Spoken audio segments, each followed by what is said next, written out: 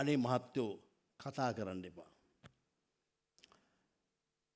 Film එක හොඳට දුවගෙන යද්දී අනුරාධපුරේ එහා හෝල් එකට අර බෲස් ලී කියලා වේසිගේ පුතේගේ ෆිල්ම් එකක් ඇවිල්ලා තියෙනවා.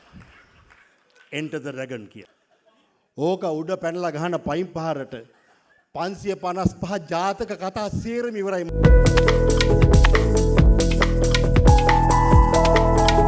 මම මුලත් බොහොමයකට ගිහිලා තියෙනවා. නමුත් ඊටාම සුන්දර ආකාරයෙන් ඊටාම කාලයට උචිත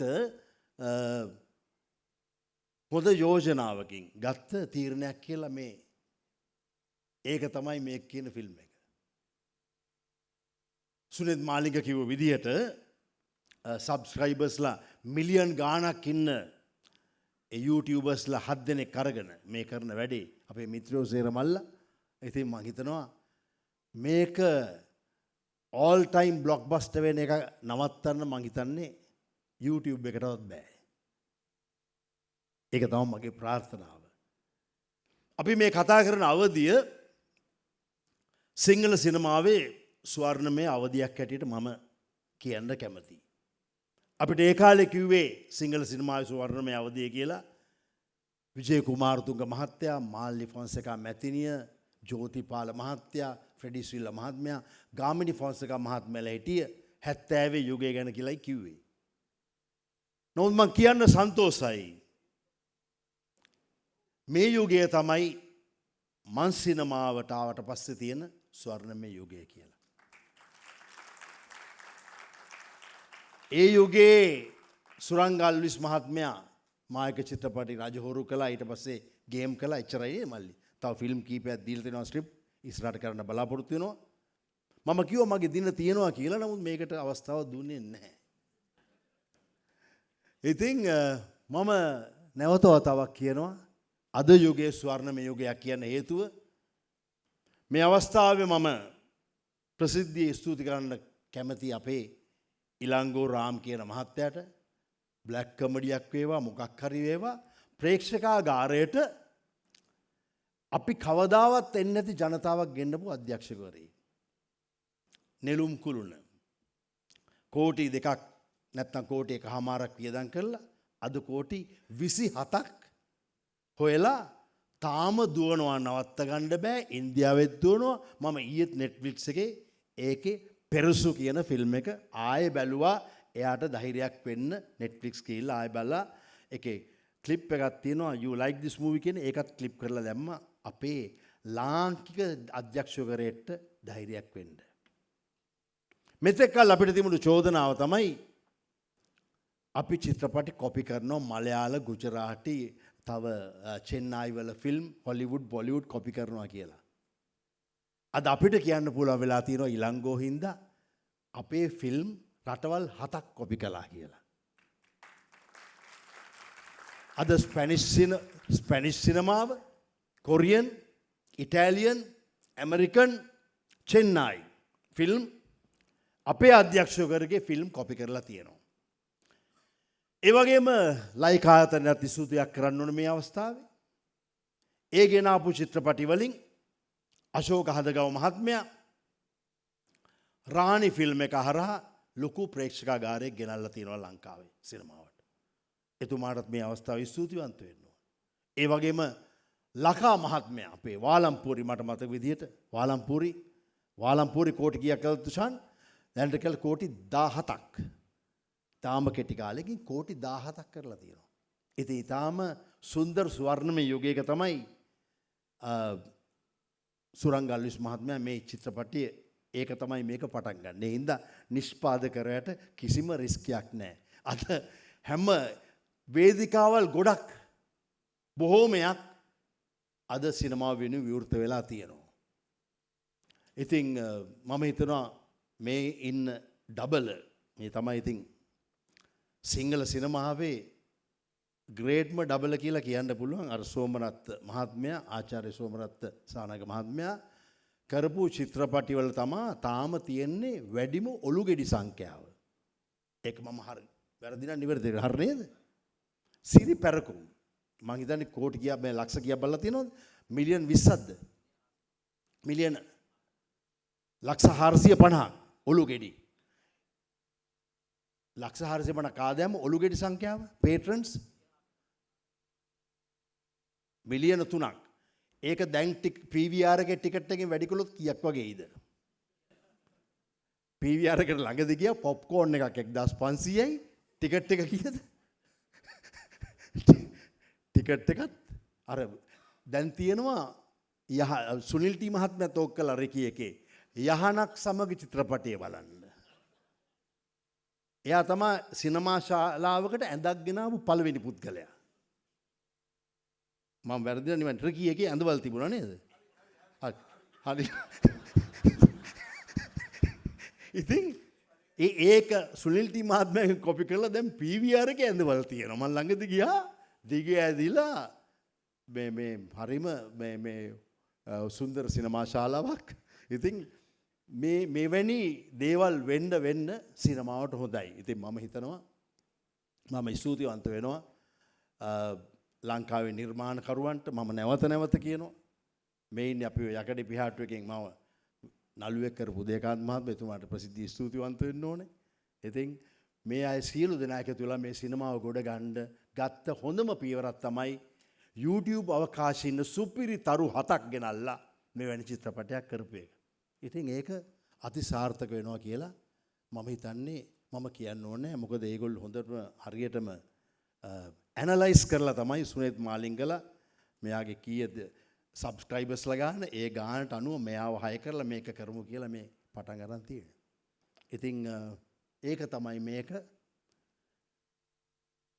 කියලා ෆිල්ම් එකේ නම හද්දී මගේ සුරං ගැහුවා නමක් යෝජනා කරන්න පුළුවන්ද කියලා. මම කිව්වා දැන් අකුරු දෙකේ නම ඒක තමයි මම කොල්ල හොඳ නිකන් පාර නිකන් කිචියක් කියන නමක් දාන්න නිකන් ලෝචි කියලා දැම්මම හොඳ කියලා. යාකෝ ඒකත් හිතලා බලමු කියලා.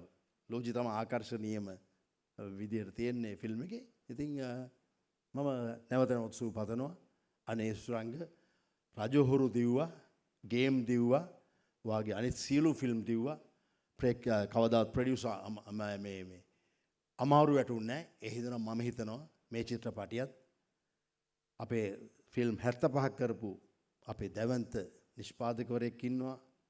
අපේ සුදේශ් මහත්මයා ඉන්නවා. මේ සියලු දෙනා එක්ක දමිතත් ඒක ඇඩ් කරනවා කිව්වා. ඉතින් මම කියන්නේ නැවත මට මේ ඩයරිය දින තියෙනවා. ඉතින් අපි ගැන සලකලා බලන්න කියලා මම නැවත ඉල්ලුවා. තව එක දෙයක් විතරක් කියලා යන්න මේ ඒ කාලේ තිබුණ අභියෝග සිංහල සිනමාවට තිබුණානේ උදේ අයියා අභියෝග. ඒ කියන්නේ එකපාර ආවා හින්දි සිනමාවේ එක දිගට හින්දි ෆිල්ම් එනවා එක දිගට සිංහල ඒවා දුවන්නේම නැහැ. ඒ වගේ කාලෙක ආවා ළමා චිත්‍රපට රැල්ලක් ආවනේ. ළමා චිත්‍රපට රැල්ලක් ආවා. ඊට පස්සේ ආව මොකද්ද? කොමඩි චිත්‍රපට රැල්ලක්. ඊට පස්සේ රජ කතා චිත්‍රපට රැල්ලක් ආවා. ඊට පස්සේ කාම රැල්ලක් ආවා. කාම රැල්ලක් ආවා කියන්නේ දැන් මේ පැත්ත බලන්න හේතුවක් නැහැ. ඒ වගේ මං කියන්නේ කාම රැල්ලක් කියන්නේ උදේකාන්ත මහත්තයාගේ බහුභාර්යාව වගේ ෆිල්ම්. ඒක අන්තිමට ගත්තේ කවුද? සුනිල් ටී ප්‍රනාන්දු මහත්තයා. එතනත් යා සම්බන්ධ වෙනවා කොහොම හරි. ඉතින් මම එක කතාවක් විතරක් කියලා මේ කතාව අවසන් කරන්නම්. මට මතකයි සෝමේ අයියා උදේ අයියා මම මේ දුර්ගයකේ රඟපාන. එතකොට කොල්ලා මේ ප්‍රියංකර පෙරේර මහත්මයා අපේ දිල්හානි ගස්මන් මම ජැකී කියන විලන් මම දුෂ්ටයා. ඉතින් ඕකෙද්දි මේ KW මාස්ටර් තමයි ෆිල්ම් එක කරන්නේ 1986. ඔබටයි ප්‍රිය ආදරේ සරත් මාස්ටර් කරාට පස්සේ ඒ කාලේ මම ඇඩ් කරන කාලේ මේ කාලේ කිව්ව කතාවක්. ඉතින් මේ කියන්න හොඳ දන්නෙත් නෑ මේ කතාව. කන්න එකපාරට ඔලුවට ආව මේ කතාව. ඉතින් ෆිල්ම් එක ඒ කාලේ ජනක සහ මංජු සුපර් හිට් එකක් කරලා බ්ලොක්බස්ටර් සුපර් හිට් එකක් කරලා KW මහත්තයා ඊටාම පීක් එකේ ඉඳගෙන කරා බංගලි වලලු කියලා ෆිල්ම් එකක්. මතක දන්නේ කට්ටියට මතකද බංගලි වලලු කියලා ෆිල්ම් එකක් කරා. ඉතින් ඕනම අධ්‍යක්ෂකවරයෙක් සිකුරාද ෆිල්ම් එක කරලා ඊළඟ සවුන්ද තමයි කලෙක්ෂන් අහන්නේ නේද සෝමය අයියා? අපි අර තව කවුද EAP එක්කෙනෙක්ගෙන් අහනවා වගේ අහනවා අනේ කවුද යාගේ නම? විමල දාසගෙන් අහනවා කලෙක්ෂන් කීයද? කමන්න නැද්ද කිව්වද මේක මේ දැන් මේ KW මාස්ටර් දැන් පීක් එකේ ඉන්නේ ෆිල්ම් එක යනවා හොඳට කියලා අනුරාධපුරේ හෝල් එකකට කෝල් එකක් දීලා ආලා මැනේජර් මහත්තයා මම KW මාස්ටර් කතා කරන්නේ කොහමද බංගලි වල්ලු කලෙක්ෂන්? එතකොට මැනේජර් කියනවලු අනේ මහත්තයෝ කතා කරන්න එපා. ෆිල්ම් එක හොඳට දුවගෙන යද්දී අනුරාධපුරේ එහා හෝල් එකට අර බෲස් ලී කියලා වේසිගේ පුතේ ෆිල්ම් එකක් ඇවිල්ලා තියෙනවා. Enter the Dragon කියලා. ඕක උඩ පැනලා ගහන පයින් පහරට 555 ජාතක කතා සේරම ඉවරයි මහත්තයෝ කියලා හෝල් එක.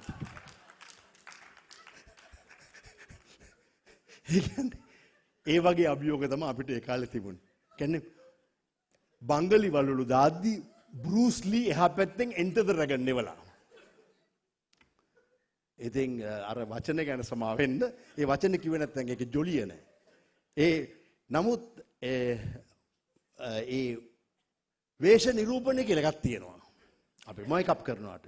එතකොට වෛශාවිය කියන්නේ ඒ නගරේ ඉන්න සුන්දරම කාන්තාව. නගර සෝමනිය.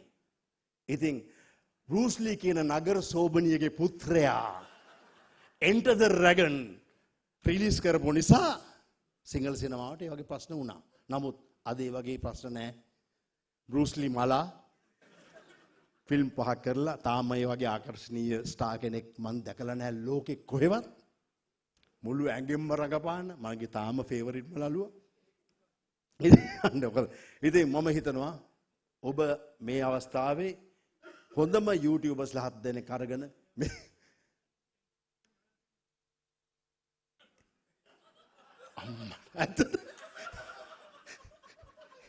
ඊට පස්සේ කරපු ෆිල්ම් එක එවන්නද ගැරන්ටියක්. Enter the Dragon ගෙනාවියා. ඉතින් මම බොහොම සන්තෝෂ වෙනවා සුරංග මේ ඔබට කවදාවත් වරදින්නේ නැහැ. ඔබ හොඳ ෆිල්ම් කරපු කෙනෙක්.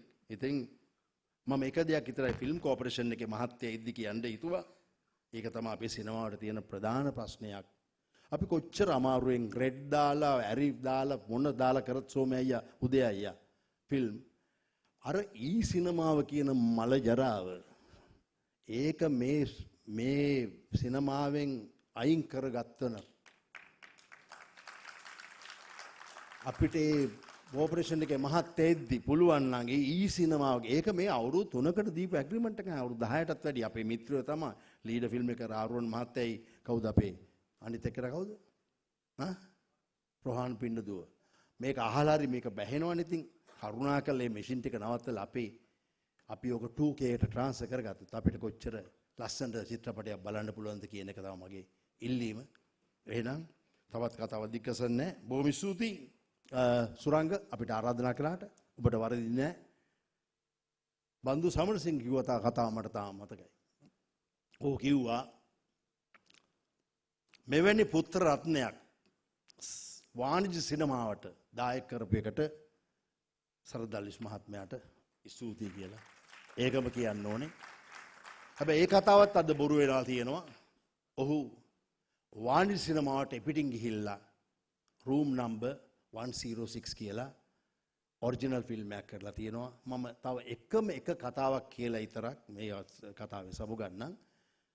අපි හැමදාම ලේසියට හින්දි ෆිල්ම් එකක් බලලා දෙමළ ෆිල්ම් එකක් බලලා ඒකට උඩින් සවුකොලයක් තියලා චිත්‍රපටයක් කළා.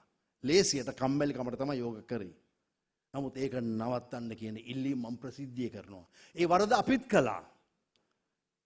මායා කියන්නේ කාංචන, ප්‍රවේගය කියන්නේ මොකද්ද? පොල්ලාදවන. නමුත් විජේ කුමාරතුංග මහත්තයලා ගාමිණි ෆොන්සේකා මහත්මයාලගේ කාලේ කරපු චිත්‍රපටින් 99%ක් කොපි ෆිල්ම්. එක්කෝ මලයාල ෆිල්ම් එකක්, එක්කෝ තමිල් ෆිල්ම් එකක්. නමුත් ඒව අහුුනේ නැහැ. තාක්ෂණය දියුණු නැහැ. මම අවවාද කරන්නේ මේ කතාව අහන් ඉන්න අයටත් දැන් තියෙන කොපිරයිට් ප්‍රශ්නයත් එක්ක ඔස්ට්‍රේලියාව වගේ රටක රීමේක් එකක් කළොත් රිපෝට් පැදිලා ළඟදි මෙල්බන් වල ෆිල්ම් එකක් නවත්තලා තියෙනවා. ෆිල්ම් එක ටැමිල් ෆිල්ම් එකක් රීමේක් එකක් කරලා දාපුවම ඒ සිස්ටම් එකෙන් කොපිරයිට් එක වැදිලා නවත්තලා තියෙනවා. ඉතින් අපේ රටේ ඕන තරම් කතාව තියෙනවා. ඒක අද ඔප්පු කරලා තියෙනවා ලකා පාලම්පූරයකින්. ඒක අද ඔප්පු කරලා තියෙනවා අශෝක හඳගම රාණියකින්. ඒක අද ඔප්පු කරලා තියෙනවා ඉලංගෝ රාම් නෙළුම් කුරුණෙන්. ඒ හින්දා අපි අපේ රටේ කතා කළොත් අපිට සුන්දර සිනමාවක් ගේන්න පුළුවන් දමිත. ඉතින් මම හිතනවා ඒ දේ කරගන්න මේ සියලු දෙනාට ශක්තිය ධෛර්ය ලැබේවා. විශේෂයෙන් සුරංගට ස්තුති කරන්න ඕනේ. ඔරිජිනල් කතාවක් සුනිල් මාලික් කිව්වා වගේ කිසිම රටක මේන් රෝල් 7ක් දීලා නැහැ. මෙච්චර සබ්ස්ක්‍රයිබර්ස්ලා ඉන්න YouTubersලාට. ඉතින් ඒක දැන් ඔරිජිනල්. ඒ හින්දා මේ ඔරිජිනල් ෆිල්ම් එකට සූපතමින් මම තමුන්නාස සමග